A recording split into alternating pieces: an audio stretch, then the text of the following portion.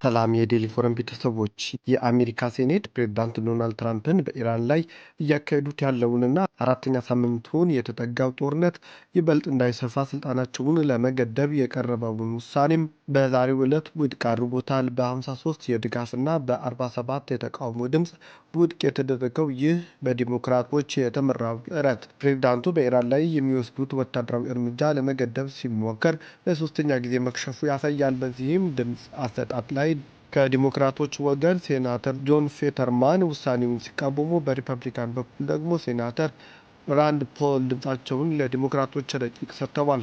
በኒው ጀርሲ የዲሞክራቲክ ፓርቲ ሴናተር ኮሪ ቡከር የተመራው ይህ የውሳኔ ሀሳብ ኮንግረሱ ጦርነት ካላወጀ ወይም የተለየ ወታደራዊ ኃይል የመጠቀም ስልጣን ካልሰጠ በስተቀር ፕሬዝዳንቱ የአሜሪካን ጦር ከኢራን ግጭት ውስጥ እንዲያስወጡ የሚያስገድድ ነበር። ኮንግረስ እስካሁን በኢራን ላይ ወታደራዊ ኃይል እንዲወሰድ አልፈቀደም። ይህ የድምፅ አሰጣጥ የተካሄደው ሪፐብሊካኖች በምርጫ ሕግ ዙሪያ ያልተለመደና ረጅም ክርክር እያደረጉ ባሉበት ወቅት ነው። ፕሬዝዳንት ትራምፕ ይህን የምርጫ ሕግ ካልጸደቀ በስተቀር ሌሎች ሕጎች ላይ እንደማይፈርሙ ዛቻ ማቅረባቸው ተከትሎ ጫና ቢኖርም ዲሞክራቶች የጦርነት ስልጣንን ውሳኔ የቅድሚያ ትኩረት የሚሰጠው በመሆኑም ድምፅ እንዲሰጥበት ማስገደድ ችለዋል። ሴኔቱ ከዚህ ቀደም መጋቢት 4 ቀን በዲሞክራቱ ሴናተር ቲም ኬን ቀርቦ የነበረው ተመሳሳይ የኢራን ጦርነት ስልጣን ገደብ ረቂቅ ውድቅ ማድረጉ ይታወሳል።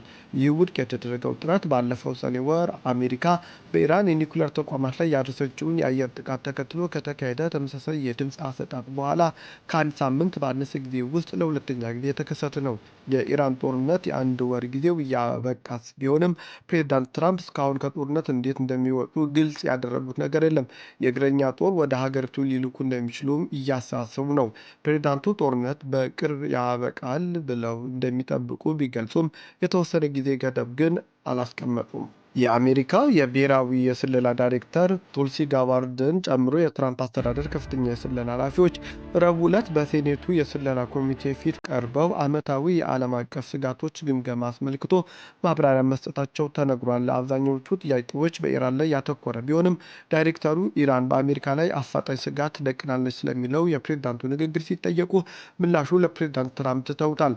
የትራምፕ አስተዳደር በአብዛኞቹ የሪፐብሊካን የኮንግረስ አባላት ፕሬዝዳንት ትራምፕ በኢራን ላይ ጥቃት እንዲፈጸም ሲያዙ በህጋዊ ስልጣናቸው ማዕቀፍ ውስጥ መሆኑ ይከራከራሉ። ፕሬዝዳንቱ በመጋቢት መጀመሪያ ለኮንግረስ በጻፉት ደብዳቤ ዲፕሎማሲያዊ መፍትሄ ለማምጣት የተደረገው ጥረት አለመሳካቱና ጥቃቶቹ ስጋቶች ለማስወገድ የግድ አስፈላጊ እንደነበር አስታውቀው ነበር።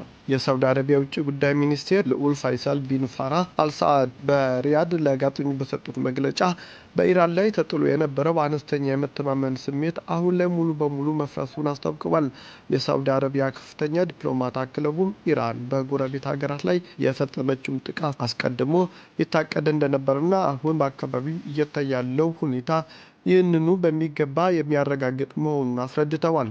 ሚኒስትሩ ንግግራቸውን ሲቀጥሉ የኢራን ባለስልጣናት የዛሬውን ስብሰባ መልእክት በሚገባ እንደሚረዱት፣ አካሄዳቸውን በፍጥነት ደግሞ እንደሚገመግሙና በጎረቤቶቻቸው ላይ የሚያደርሱት ጥቃት እንደሚያቆሙ ተስፋ እንደሚያደርጉም ገልጸዋል። በተጨማሪም በኢራን ጥቃት ላይ ያለን ትዕግስት ገደብ የሌለው አይደለም ሲሉ ማስጠንቀቂያም ሰጥተዋል። ልዑል ፋይሳል ከጋዜጠኞች ጋር የነበራቸው ቆይታ ሲያጠቃልሉ ሀገራቸው በኢራን ጥቃቶች ላይ የተገቢው የአጸፋ ምላሽ የመስጠት መብቷ የተጠበቀ መሆኑ ቀደም ሲል ያነሱት ነጥብ ትኩረት ሰጥተውበታል። የአቡዳቢ ሚዲያ ጽሕፈት ቤት ማለዳውን ባወጣው መግለጫ የተባበሩት አረብ ኤሚሬትስ ሚሳኤል ተተኩሶባት በተሳካ ሁኔታ አየር ላይ ማክሸፏን አስታውቋል። ይህንን ተከትሎ ሚሳኤል ሲመታ የተፈጠሩት ስብርባሪዎች በፈጠሩት ስጋት ምክንያት ባለስልጣናት በሀብሻን የጋዝ ማምረቻ ተቋም ላይ መደበኛ ስራዎች በጊዜያዊነት እንዲቋረጥ አድርገዋል። ከዚሁ የጋዝ ማምረቻ ተቋም በተጨማሪ ባብ የተሰኘው የነዳጅ ማውጫ መስክም የዚህ ጥቃት ኢላማ እንደነበር ጽሕፈት ቤቱ አክሎም ገልጿል።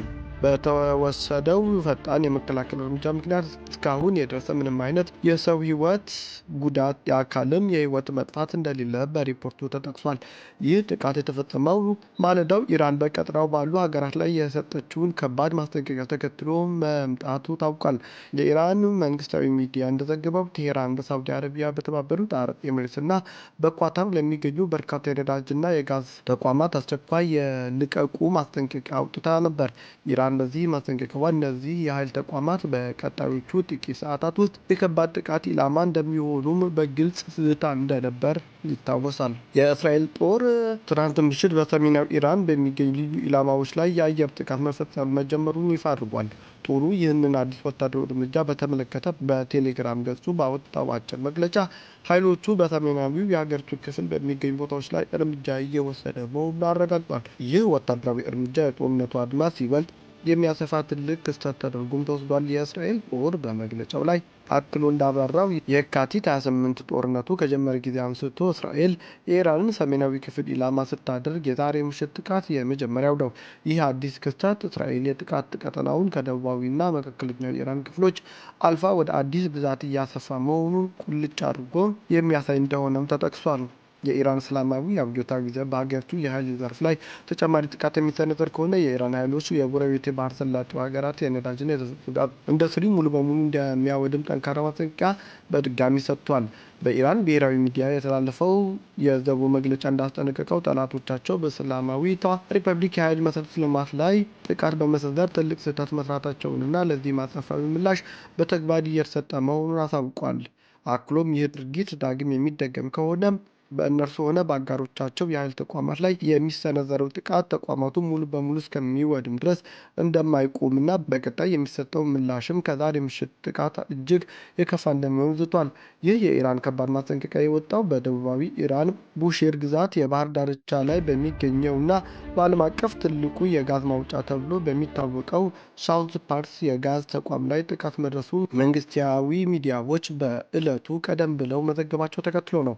በተቋሙ ላይ ጥቃት መድረሱ ከተሰማ በኋላ ወዲያውኑ የኢራን አብዮታዊ ዘብ በኳታር፣ በሳውዲ አረቢያና በተባበሩት አረብ ኤሚሬትስ የነዳጅና ጋዝ መሰረተ ልማቶች ላይ የአጸፋ ጥቃት መፈጸሙ ቢታወቅም ያደረሰው ጉዳት ግን እስካሁን በይፋ የተባለ ነገር። ይህ ዛቻ ተከትሎ ኢራን በኳታር ራስ ላፋር የጋዝ ማምረቻ ተቋም ላይ የፈጸመችው ሚሳኤል ጥቃት ከፍተኛ ጉዳት ሳያደርስ እንዳልቀረም ተገምቷል። ይህም የኳታሩን መንግስት ጠንካራ ውግዘትና የዲፕሎማሲያዊ እርምጃ ማስከተሉም ተሰምቷል።